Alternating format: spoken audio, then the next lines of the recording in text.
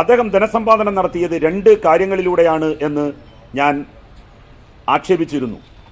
ഒന്ന്, കത്തുവ ഉന്നോവ ഫണ്ട്. അവിടെ അതിക്രൂരമായി കൊല ചെയ്യപ്പെട്ട പെൺകുട്ടികൾക്ക് വേണ്ടി അവരുടെ കുടുംബത്തെ രക്ഷിക്കാനെന്ന വ്യാജേന, അവർക്ക് കേസ് നടത്താനെന്ന വ്യാജേന സ്വരൂപിച്ച ഫണ്ട്. ആ ഫണ്ട് മുക്കിയിട്ടുണ്ട് എന്നുള്ളത് വ്യക്തമാണ്. കാരണം മുസ്ലിം ലീഗ് അല്ലെങ്കിൽ യൂത്ത് ലീഗ് സാധാരണഗതിയിൽ ഇതുപോലെ വളരെ വൈകാരികമായ ഒരു പ്രശ്നം ഉയർത്തിപ്പിടിച്ച് ഒരു ഫണ്ട് റൈസിങ്ങിന് മുന്നോട്ട് വന്നാൽ കോടിക്കണക്കിന് രൂപ കിട്ടും. പക്ഷേ പിരിച്ച പൈസ നേരിട്ട് വാങ്ങി ബാങ്കുകളിലൂടെ അത് അയക്കാതിരിക്കാൻ പ്രത്യേകം നിർദ്ദേശം നൽകി കോടികൾ പിരിച്ചെടുത്തു. ആ പിരിച്ചെടുത്ത പണത്തിൻ്റെ കണക്ക് ഇതുവരെ അദ്ദേഹം യൂത്ത് ലീഗിൻ്റെ കമ്മിറ്റിയിലോ യൂത്ത് ലീഗിന് പുറത്തോ പറഞ്ഞിട്ടില്ല. അതുപോലെ തന്നെ യൂത്ത് ലീഗ് ഒരു ധോത്തി ചാലഞ്ച് നടത്തുകയുണ്ടായി. ആ ധോത്തി ചാലഞ്ചിൽ 2,72,000 തുണികൾ വിറ്റഴിക്കപ്പെട്ടു. രാംരാജ് എന്ന് പറയുന്ന കമ്പനിയാണ് ഈ 2,72,000 തുണികൾ കൊടുത്തത്, അല്ലെങ്കിൽ അവരിൽ നിന്നാണ് വാങ്ങിയത് എന്നാണ് മനസ്സിലാക്കാൻ കഴിയുന്നത്. രാംരാജിൽ നിന്ന് എത്ര രൂപ വിലക്കാണ് ഈ തുണി വാങ്ങിയിട്ടുള്ളത് എന്ന് ജനങ്ങളെ ബോധ്യപ്പെടുത്താൻ, മുസ്ലിം യൂത്ത് ലീഗിൻ്റെ പ്രവർത്തകന്മാരെയെങ്കിലും ബോധ്യപ്പെടുത്താൻ ആ ബില്ല് കാണിക്കണം എന്ന് പറഞ്ഞിരുന്നു. അതിനെ സംബന്ധിച്ച് ഇന്ന് വരെ അദ്ദേഹം ഉച്ചരിച്ചിട്ടില്ല.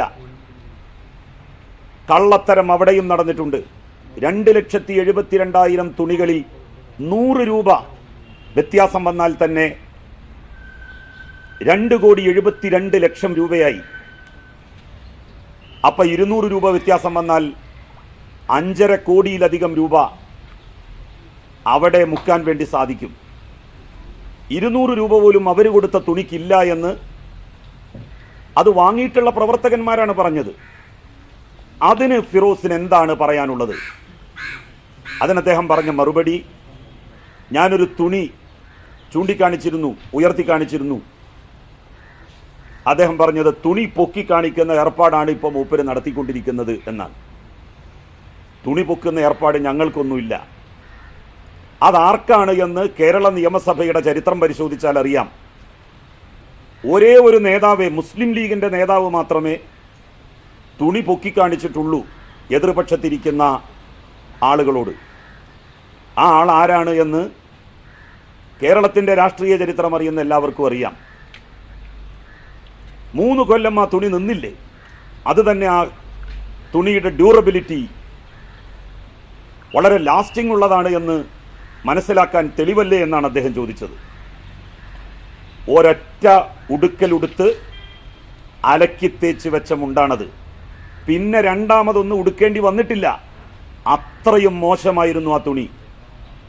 എത്ര രൂപക്കാണ് രാംരാജിൽ നിന്ന് അവർ തുണി വാങ്ങിയത്? GST ബിൽ ഉൾപ്പെടെ രാംരാജിൽ നിന്ന് അവർ വാങ്ങിയത് അല്ലെങ്കിൽ അവർക്ക് കിട്ടിയത് അവർ നാട്ടിലെ ജനങ്ങളെ കാണിക്കണം. 2,72,000 ധോത്തി എന്നുള്ളത് അവർ തന്നെ പ്രഖ്യാപിച്ചതാണ്. രാംരാജ് കമ്പനിയെപ്പോലും സംശയത്തിൻ്റെ മുനയിൽ നിർത്തിയാണ് യൂത്ത് ലീഗ് നേതൃത്വം മുന്നോട്ട് പോകുന്നത്. അപ്പം ഈ ഇത്യാദി കാര്യങ്ങളെ സംബന്ധിച്ചൊന്നും പറഞ്ഞ കാര്യങ്ങൾക്ക് യാതൊരു മറുപടിയുമില്ല.